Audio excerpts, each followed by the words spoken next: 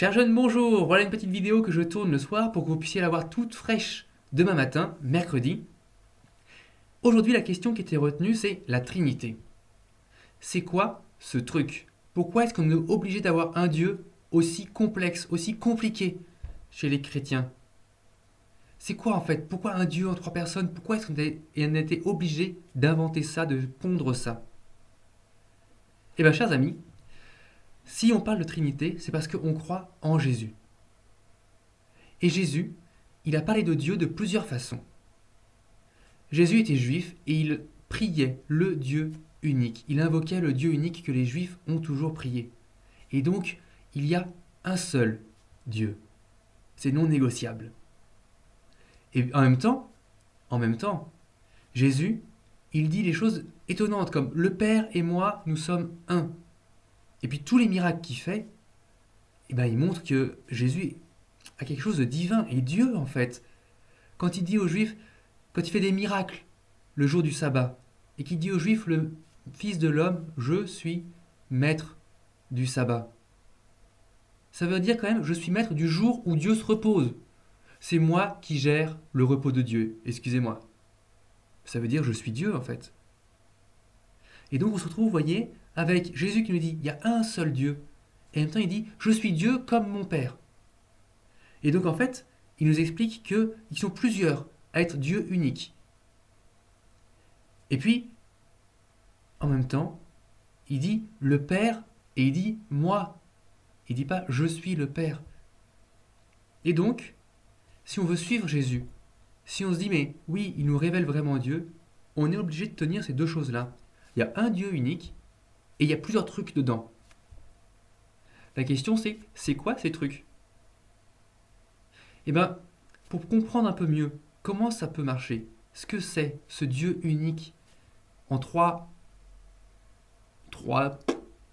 eh bien, il a fallu trouver un mot. Et le mot le moins mauvais qu'on ait trouvé, c'est trois personnes. Trois personnes, pourquoi? Parce que vous voyez bien que vous êtes une personne, je suis une personne, on est différents. Et en même temps, vous, comme moi, on est autant humains l'un que l'autre. La personne, c'est ce qui permet de distinguer les êtres qui ont quelque chose de commun, profondément commun. Et donc le Père, le Fils et le Saint-Esprit, ils sont autant Dieu les uns que les autres. Et en même temps, ils se distinguent les uns des autres. C'est ça, la Trinité. C'est ça qu'on essaye d'approcher, de comprendre avec le mot Trinité, avec le mot un seul Dieu en trois personnes.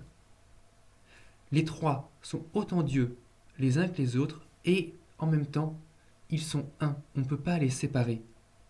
Un petit peu comme si, vous savez, quand on a une espèce de moulin à vent qui tourne très vite, si vous le coupez en deux, vous le colorez en noir et en blanc. Vous avez du noir et du blanc, c'est très distinct. Si vous le faites tourner très vite, tourner, vous allez avoir une seule roue grise. Et bien, vous voyez, pour comprendre l'unité en Dieu, il faut le comprendre comme quelque chose de dynamique, comme cette roue. On voit une unité parce qu'il y a un mouvement incessant, un mouvement d'amour, un mouvement de don, du Père qui se donne au Fils, le Fils qui se reçoit du Père et qui se rend au Père, qui se redonne en retour, et l'Esprit Saint qui a cet échange. C'est ça en quelques mots, la Trinité. Grand mystère, grand mystère, et comme je vous l'ai dit, les mots sont trop petits pour en parler. Sinon, ça ne serait pas Dieu. Mais les mots permettent d'approcher quelque chose, vous voyez, de sentir quelque chose. Alors si ça vous stimule, si vous avez envie d'en savoir plus, il n'y a qu'un moyen.